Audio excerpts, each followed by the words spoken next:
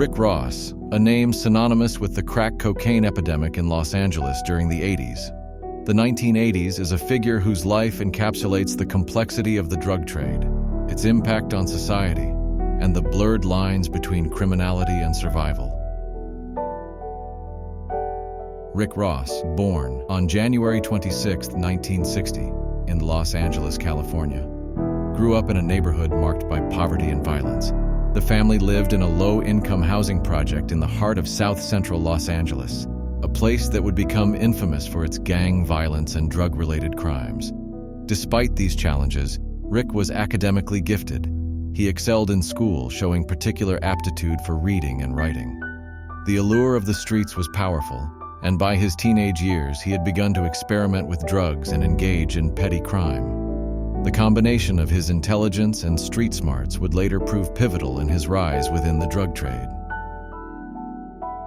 In the early 1980s, Rick transitioned from marijuana to more potent drugs as the crack epidemic began to sweep across Los Angeles. The rise of crack cocaine presented a unique opportunity for young dealers. It was cheap, highly addictive, and had a vast market among low-income communities. Recognizing this potential, Rick began to associate with local drug dealers, gradually learning the ins and outs of the drug trade. At this time, Rick's network began to expand, and he quickly garnered a reputation for being resourceful and shrewd. He learned about distribution, marketing, and the importance of managing cash flow, skills that would serve him well as he escalated his operations. However, his foray into drug dealing was not without consequences. By the mid-1980s, Rick had become one of the most influential drug traffickers in Los Angeles, often operating out of the south-central neighborhood. He established a network that distributed crack cocaine throughout the city and even into neighboring regions. Rick Ross became a household name in the drug trade, not just for his ability to procure large quantities of cocaine, but also for his adeptness at cultivating relationships with suppliers and distributors.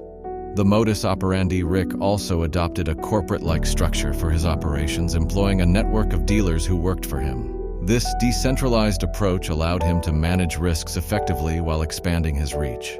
The money poured in, and Rick quickly amassed a fortune, living a lavish lifestyle that included luxury cars, high-end clothes, and extravagant parties.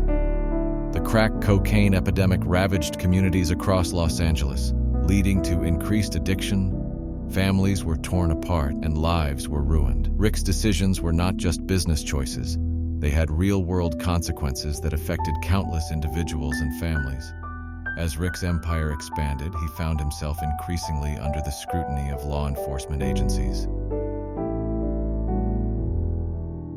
As the 1980s progressed, Rick's operations attracted significant attention from law enforcement agencies. In 1988, he was arrested for the first time and charged with drug trafficking. The arrest, however, did not significantly impact his operations. He was released on bail and quickly returned to business as usual. The legal troubles did not deter Rick from expanding his empire, but they served as a wake-up call. He began to understand the importance of discretion and the need to operate with caution. However, the lifestyle he had adopted was difficult to abandon, and he continued to push the boundaries of the law. Rick's operation was not limited to Los Angeles. He had established connections with powerful suppliers in Mexico and Colombia, further solidifying his position in the drug trade. Rick was involved in several high-profile incidents that brought him under the spotlight.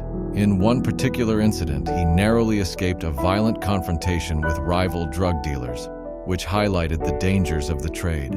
Such encounters reinforced the reality that the drug business was not just about profits, it was also about survival. In 1996, Rick's luck finally ran out. He was arrested once more, this time facing more serious charges. During this arrest, law enforcement seized significant quantities of drugs and cash, further crippling his operations. The evidence against him was overwhelming, and the authorities were determined to make an example out of him. In 1997, Rick stood trial for his drug trafficking activities.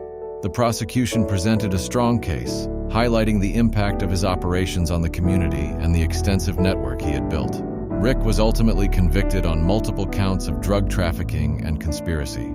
he was sentenced to life in prison without the possibility of parole.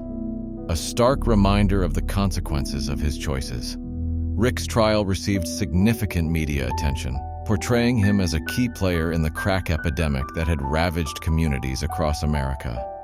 While he had initially garnered respect in some circles for his business acumen, the trial shifted public perception, casting him as a villain responsible for widespread suffering.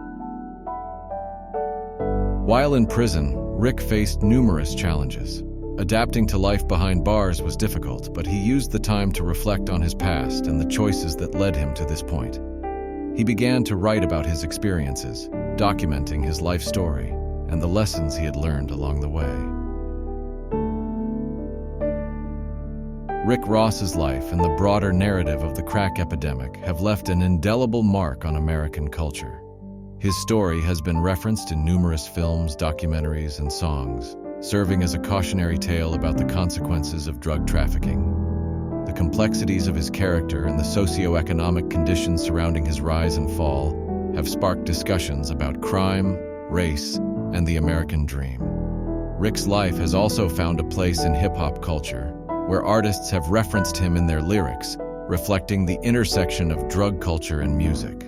The narrative of the drug dealer as a complex character who navigates the challenges of poverty and systemic oppression resonates deeply within the genre, making Rick's story a poignant example of this theme. As the nation grapples with the opioid epidemic and its devastating effects, Rick Ross's story serves as a reminder of the cycles of addiction and crime that persist in society. His experiences shed light on the ongoing challenges faced by communities plagued by substance abuse and the importance of addressing the root causes of addiction. The conversation surrounding drug policy continues to evolve, with increasing recognition of the need for comprehensive approaches that prioritize treatment over punishment. Rick's advocacy work aligns with these shifts, as he emphasizes the importance of education, prevention, and rehabilitation in combating addiction.